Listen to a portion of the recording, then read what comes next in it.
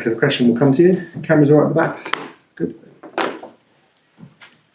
We'll kick off with Dave from the Guardian. What's your feeling about that? We're frustrated not to win the game, but with everything that we did, especially in the first half, it's 43, 44 minutes. The dominance, how we dominated every aspect of the game, full control. We lacked a little bit in the last 15, 20 minutes for that shot to have more purpose, more direction, the last pass, the last action. But the game is clearly for us and going in the direction that we wanted. Unfortunately, one long ball, we don't manage that ball well. We give it away, we create a foul in a really dangerous area when you have to rely on them not taking advantage of the individual quality. And that's a really bad bet against Manchester United. They capitalized on that. And in the second half, we tried to generate the momentum. We scored the goal. And when my feeling was that they were very struggling because they could not get out, and I didn't feel that they had the legs to do that, we opened the door for them to maybe win the game because we gave some very unusual balls away and very basic things done really poorly. And even though we had 3 big chances, the reality is that David saved us, and at the end, in the last chance, we could have lost the game. You're obviously chasing down the title, and you've dropped points in 3 consecutive games, which, bearing in mind the standards you've set the last couple of seasons, is most out of keeping. How frustrating is that, and what do you put that down? Today, the efficiency we have in the last 20 minutes, it wasn't good enough. We know that because for big parts of a lot of things that the game demands to come to Old Trafford, and what we did, superb. But at the end, you have to capitalize on that when the team is so dominant and much better than the position.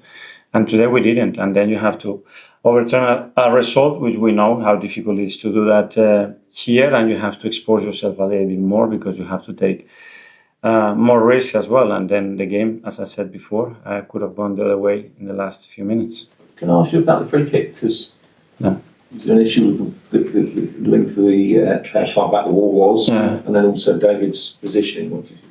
They just mentioned that if Bruno is on that, football is for smart street players, and if he's done that and capitalized on that, he was more clever than us and the referee. I don't know, but he done it. It was a goal, so they took advantage of that. That's for football is for clever people. Tom, Club London. Mikel, you had Martinelli coming off the bench, obviously a big boost to see him back. Are you confident having that quality back when you've got games in the Champions League coming up? That could be a real game changer for you. Yes, but I mean, we have to rely and we can do better with the players that we already have, and we have to do it consistently because we did it so well 3 days ago, 4 days ago, and it's about doing it again and again and again. What you did last week, it doesn't matter. It's very positive that with the ones that we have, we can do better in terms of what we produce in the final set. Ruben was just in there saying that he wishes he had more Brunos in his team. Do you look at anyone in your team and think, I wish I had more of those guys? I'm very happy with the ones that I have. Simon, even standard? Mikel, you obviously got Gabby back early. Is there any chance of Bukayo coming back early?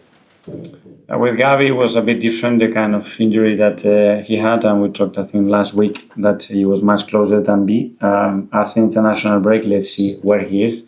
His progress is really good. He's really willing, as we can all imagine. So we are positive that in a few weeks, hopefully he will be back. So when we heard from Ruben, he basically said he didn't want his team to play in a low block. That's not how he wants to play. Is there a worry for you that opponents, when they play Arsenal, seem to think a low block is how to stop them, and you sometimes struggle to break that down? Well, but I think he mentioned it. It was very clear that he didn't want to play that. But in the manner that we dominated the game, they didn't have another chance. And then he scored a goal and they capitalized on that, and we were unable to score the second one. James O'Petty? Mikel, all season, people have asked you about number 9 and centre forward. But when you look at that last 20 metres of the pitch, it's actually the other areas where Arsenal can be better in terms of creativity and actually making those chances. Yes, for sure. And that's responsibility of all of us, and we don't want to put that into the 9. So I fully agree with you. That's the initiative that everybody has to take, especially when we attack against so much density. We've done it in the past, we've done it recently, but we have to do it consistently. And this low block, I mean, as Simon said, it's becoming a real consistent thing that Arsenal come up against. Is your training now very geared around that in preparation? Yes, and that's why as well another big part of that are set pieces, and we are another situation we generate that. So that's another tool that a few months ago were exceptional and opening a lot of games. and we lost a lot of players up front. So we need to recover all those things as well because they are really helpful. Okay, and finally we'll go to Jamie. Hi, Mikel. Hi. The gap's 15 points. I know you have a game in hand now. I know you'll always fight for them, but deep down, do you feel the title race is over? I don't want to say that, but today the frustration is that we haven't won our game. We know the urgency, and you're obligated to win every single match. You want to have any chance of doing that. I don't think it's the right moment to talk about that anyway. Okay, everyone. Thanks a lot. Yeah, thank you.